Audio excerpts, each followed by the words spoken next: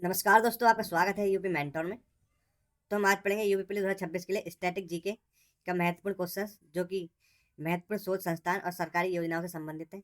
इसमें हमने 200 अति महत्वपूर्ण क्वेश्चंस लिए हैं। तो चलिए शुरू करते हैं।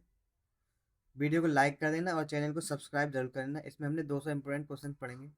शोध संस्थान कृषि और पशुपालन। तो भारतीय कृषि अनुसंधान संस्थान कहाँ स्थित है? तो ये है नई दिल्ली में। ठीक है, इंपोर्टेंट है, याद रखने हैं आपको। एक दो क्वेश्चन आता है इसमें से। केंद्रीय गन्ना अनुसंधान संस्थान, तो ये कहाँ पर है? ये लखनऊ में है। गन्ना प्रजनन संस्थान, तो प्रजनन संस्थान है कोयम्बटूर तमिलनाडु में। ठीक है। केंद्रीय चावल अनुसंधान संस्थान कहाँ पर है? तो यह है कटक उड़ीसा में। फिर है केंद्रीय आलू अनुसंधान संस्थान। ठीक है, आलू कहाँ पर है? तो यह है शिमला हिमाचल प्रदेश। राष्ट्रीय डेयरी अनुसंधान संस्थान एनडीआरआई कहाँ पर है? तो यह है करनाल हरियाणा में। फिर आता है भारतीय दलहन अनुसंधान संस्थान, तो दलहन कहाँ है? कानपुर में। ठीक है। भारतीय सोयाबीन अनुसंधान संस्थान, तो सोयाबीन कहाँ है? इंदौर मध्य प्रदेश में, क्योंकि सोयाबीन कहाँ होती है सबसे ज्यादा? मध्य प्रदेश में ही होती है। ठीक है। तो इंदौर में है सोयाबीन अनुसंधान संस्थान। तो चलिए अगला क्वेश्चन देखते हैं। केंद्रीय पक्षी एवं पशु चिकित्सा अनुसंधान संस्थान कहाँ है? तो इज्जत नगर बरेली में है। केंद्रीय भैंस अनुसंधान संस्थान कहाँ पर स्थित है? तो जो भैंस अनुसंधान संस्थान है वो हिसार में है, हरियाणा के हिसार में। ठीक है, इंपोर्टेंट। केंद्रीय बकरी अनुसंधान संस्थान, ये है मखदूम मथुरा में। ठीक है, इंपोर्टेंट है ये भी। तो चलिए आगे देखते हैं। अब देखेंगे हम विज्ञान और अंतरिक्ष एवं तकनीक से संबंधित शोध संस्थान। भारतीय अंतरिक्ष अनुसंधान संस्थान इसरो कहाँ है? तो इसरो कहाँ है? बेंगलोर में। भाभा परमाणु अनुसंधान केंद्र BARC कहाँ पर है? तो यह ट्राम्बे मुंबई में इसका। रक्षा अनुसंधान एवं विकास संगठन DRDO कहाँ स्थित है? तो नई दिल्ली में।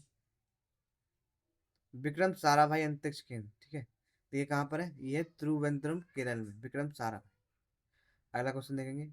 सतीश धवन अंतरिक्ष केंद्र, तो ये हो जाएगा श्रीहरिकोटा आंध्र प्रदेश में। फिर है भौतिक अनुसंधान प्रयोगशाला PRL कहाँ स्थित है? तो ये अहमदाबाद गुजरात में है, PRL।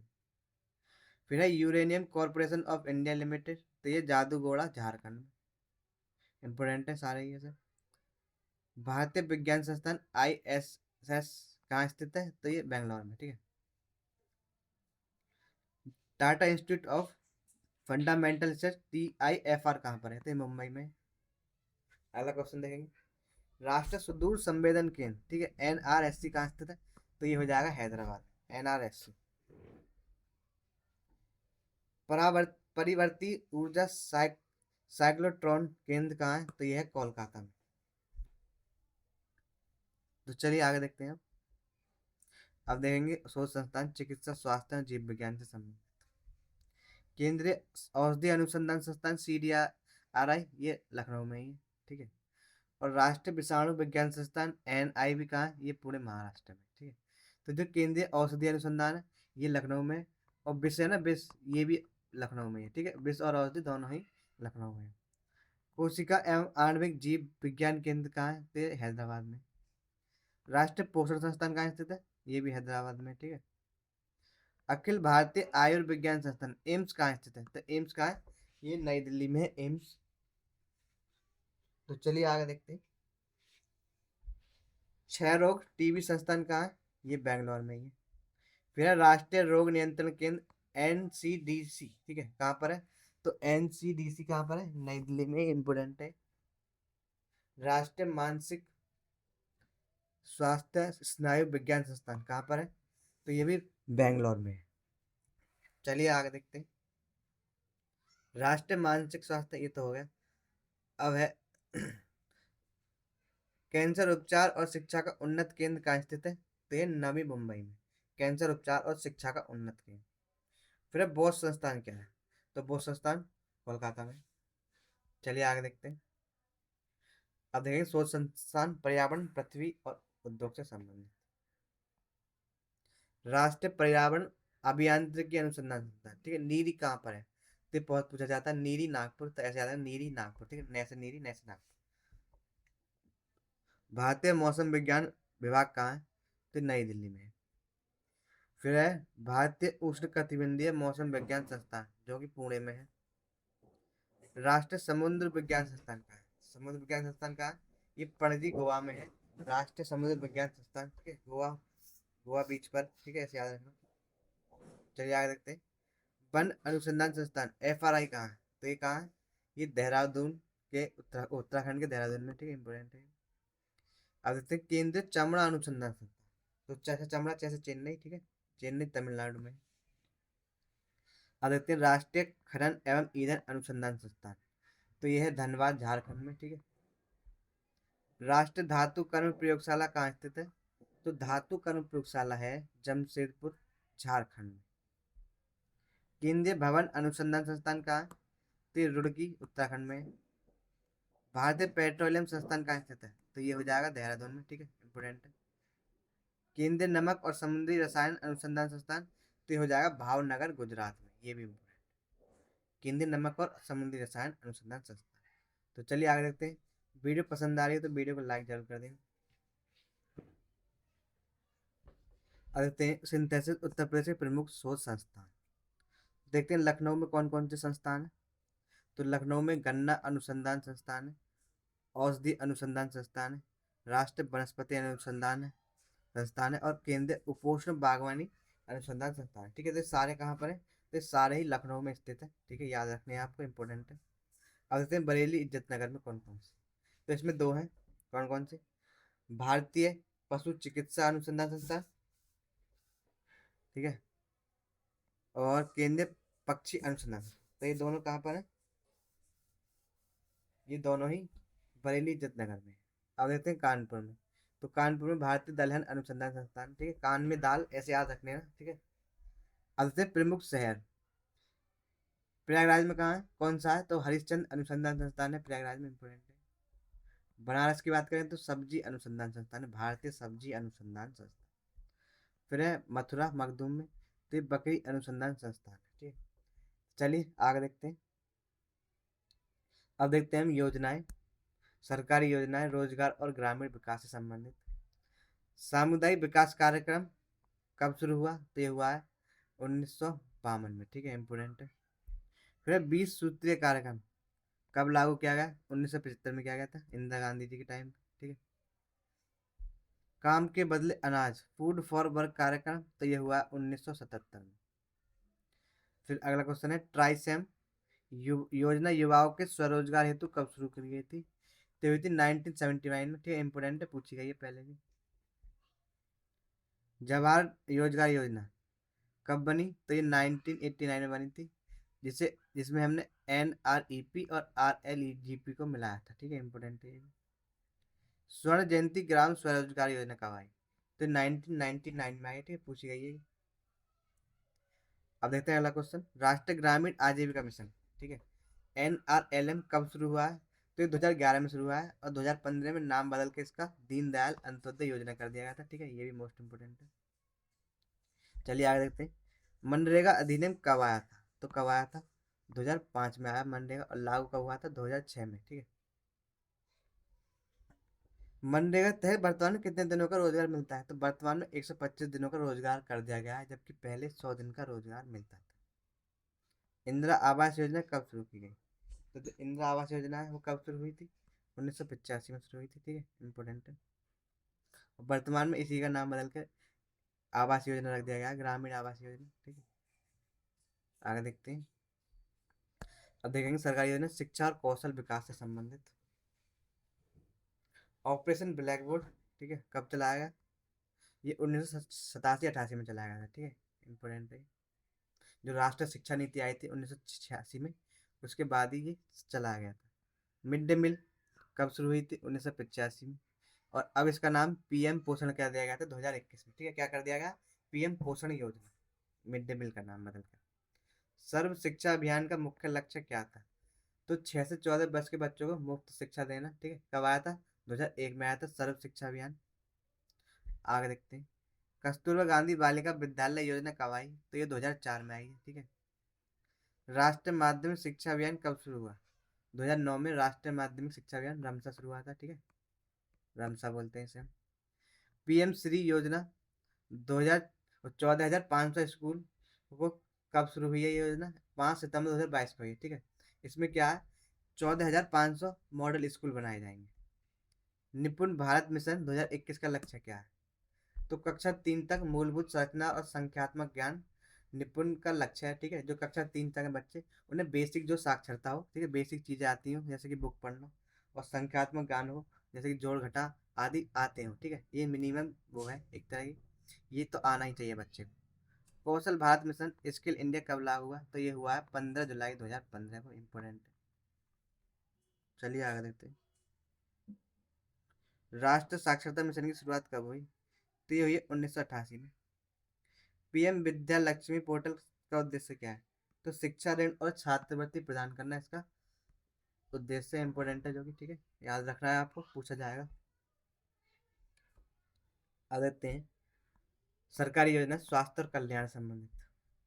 राष्ट्रीय ग्रामीण स्वास्थ्य मिशन NRHM कब शुरू हुआ है? तो 2005 में आया था। इसी तरह जननी सुरक्षा योजना 2005 में ग्रामीण महिलाओं को कितनी राशि मिलती है? तो ये मिलती है गांव के लिए 1400 और शहर के लिए मिलती है 1000 रुपये, ठीक है। अस्पतालों में प्रसव के लिए प्रोत्साहन दिया जाता है, इसमें वो राशि है। अंत्योदय अन्न योजना 2000 में आई थी। प्रति माह कितना अनाज मिलता था इसके अंतर्गत? तो 35 किलो अनाज दिया जाता था, ठीक है। फिर राष्ट्रीय खाद्य सुरक्षा अधिनियम NFSA कब पारित हुआ? तो ये 2013 में पारित हुआ। आयुष्मान भारत में कितना हेल्थ कवर मिलता है? तो 5 लाख प्रति परिवार प्रति वर्ष मिलता है। 2018 में आई है आयुष्मान भारत योजना। चलिए आगे देखते हैं। प्रधानमंत्री टीबी मुक्त भारत अभियान का लक्ष्य क्या है? तो 2025 तक टीबी समाप्त करना इसका लक्ष्य है। पीएम मातृ वंदना योजना में पहले जीवित बच्चे पर कितनी राशि मिलती है? तो ये 5,000 रुपये की राशि मिलती है। और ये कब आई है? पीएम मातृ वंदना योजना 2017 में आई है, ठीक है, इंपॉर्टेंट है। फिर है अन्नपूर्णा योजना, जो कि 2000 में आई थी, ठीक है। इसके तहत बुजुर्गों को क्या मिलता है? तो प्रति माह 10 किलो मुफ्त अनाज दिया जाता है इसको। आयुष्मान भारत डिजिटल मिशन में दी जाने वाली हेल्थ आईडी कितने अंक की होती है? तो ये 14 अंक की होती है, और 2021 में ये योजना आई है। चलिए आगे देखते हैं। बुनियादी ढांचा और कृषि से संबंधित सरकारी योजना। KCC योजना कब शुरू हुई? तो ये 1998 में आई थी, और RB गुप्ता की समिति के द्वारा इसको प्रारंभ किया गया था, ठीक है, इंपोर्टेंट है। प्रधानमंत्री ग्राम सड़क योजना PMGSY कब शुरू हुई? तो ये वर्ष 2000 में शुरू हुई। अटल बिहारी वाजपेयी द्वारा इसको प्रारंभ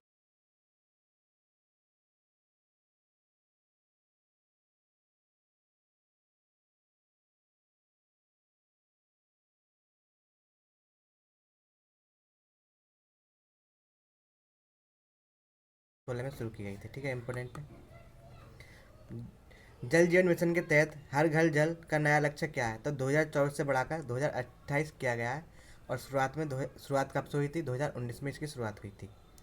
स्वच्छ भारत मिशन 2.0 ODF प्लस का लक्ष्य कब तक है? तो ये 2024-25 तक।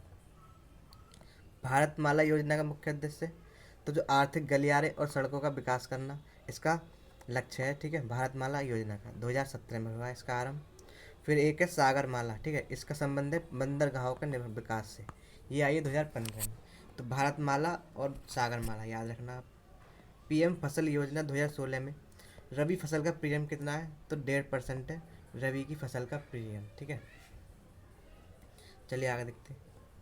PM कुसुम योजना किससे संबंधित है? तो किसानों के सोलर पंप सब्सिडी दी जाती है इसमें, सोलर पंपों पे, और ये 2019 में प्रारंभ की गई थी। चलिए आगे देखते हैं। सरकारी योजना आर्थिक सशक्तिकरण और तकनीक। डायरेक्ट बेनिफिट ट्रांसफर DBT योजना कब शुरू हुई थी? तो ये हुई है 1 जनवरी 2013 से शुरू। PM जनधन योजना का ओवरड्राफ्ट लिमिट कब अब कितना है? तो 10,000 रुपये, ठीक है।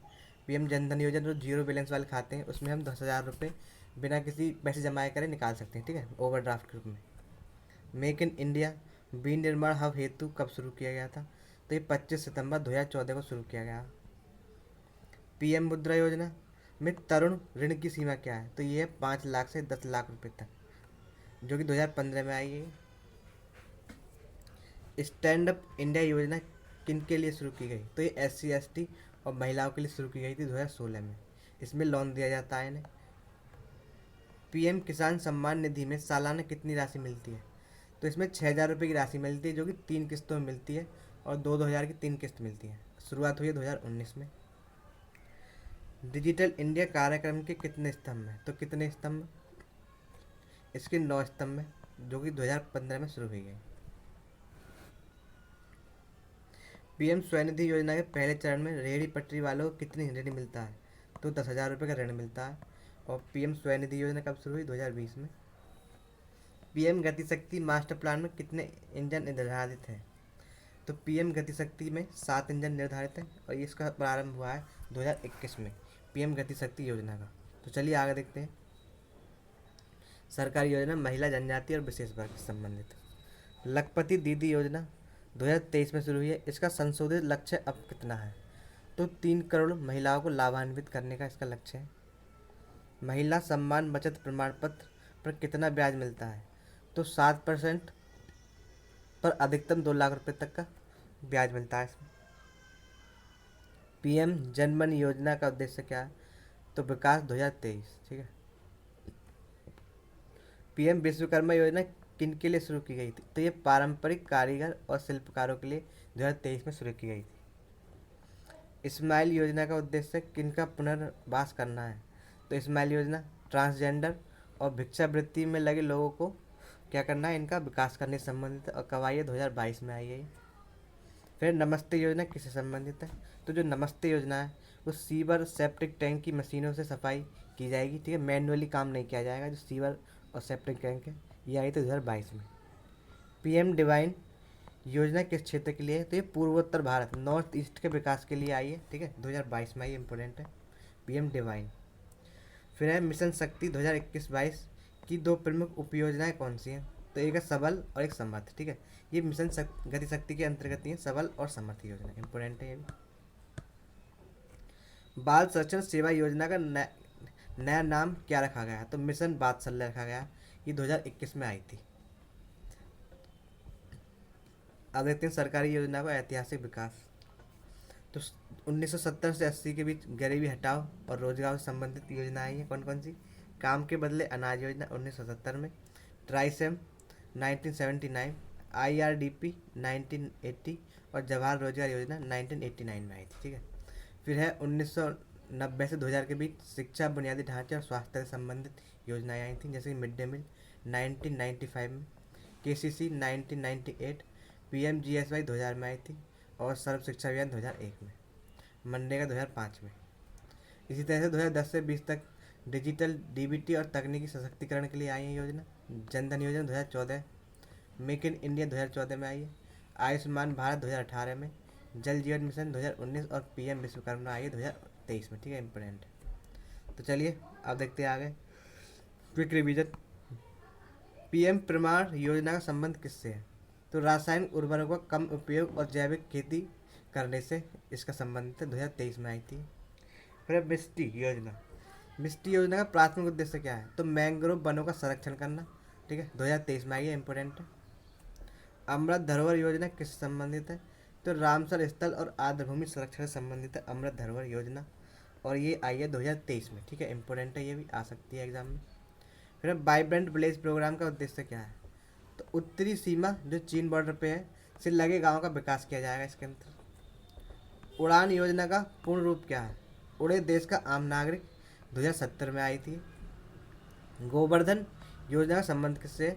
तो कचरे और गोबर से बायोगैस उर्वरक बनाना से इसका संबंध है, और 2018 में आई थी। हरित हाइड्रोजन मिशन का 2030 तक का लक्ष्य क्या है? तो 5 मिलियन मीट्रिक टन उत्पादन करना है, 2023 में आई थी योजना, ठीक है। 2030 तक कितना? 5 मिलियन मीट्रिक टन उत्पादन।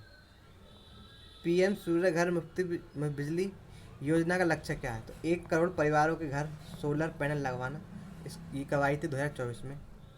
अग्निपथ योजना के तहत अग्निवीरों की सेवा अवधि कितनी है? तो 4 वर्ष कर दी गई है, 2022 में। तो हमारे यहाँ पर 200 मोस्ट इंपोर्टेंट क्वेश्चन हो चुके हैं।